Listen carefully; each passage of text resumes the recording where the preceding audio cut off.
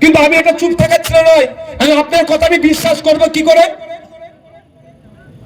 আপনার কথা আমি বিশ্বাস করব কি করে যে আমার 4 ভাইয়ের জায়গায় দুজনকে আবার কেউ ওর বাপের নামে লিঙ্ক করে দিয়েছে? বলছে অপেক্ষা করুন, আমাকে ওটা কাগজ দেবে।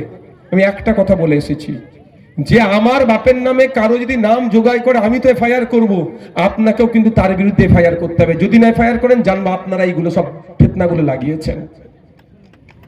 কি বলছি বুঝতে পেরেছেন? ফিতনা লাগাচ্ছে কে?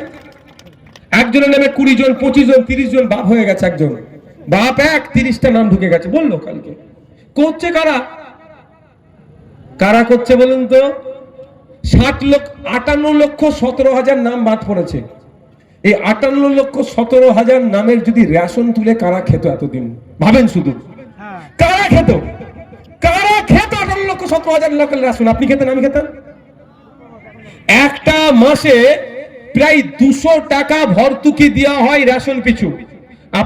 আপনারা যারা রেশন নেন, সবাই তো আমরা নিই না, আমি একটা শুধু উদাহরণ দিচ্ছি, সবাই তো নিই না আমরা রেশন, কিন্তু যারা রেশন নেন পার মান্থ প্রায় 200 টাকা ভর্তুকি দেওয়া হয় যে রেশন পায়।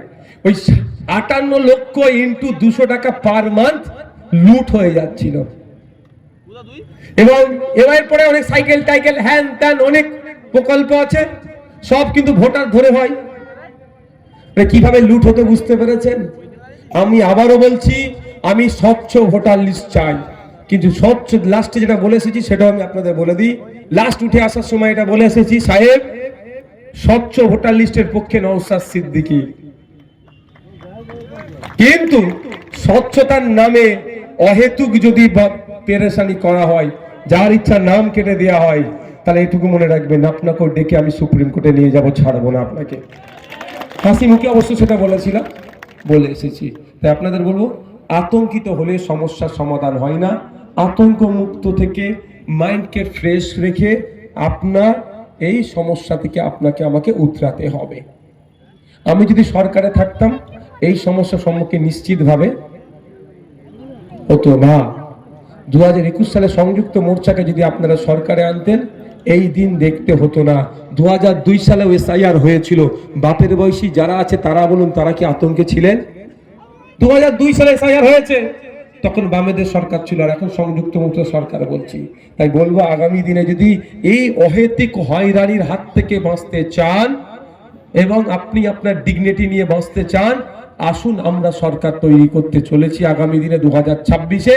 আপনারা আমাদের সাথ দিন।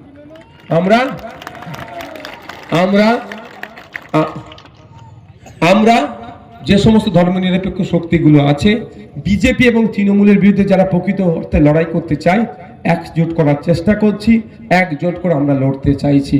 আপনারা আমাদের সাথ দেবেন তো নাকি? সাথ দেবেন তো নাকি? তবে ওয়াকাফের সময় কি বলেছিল? দিল্লিতে গিয়ে আন্দোলন করুন।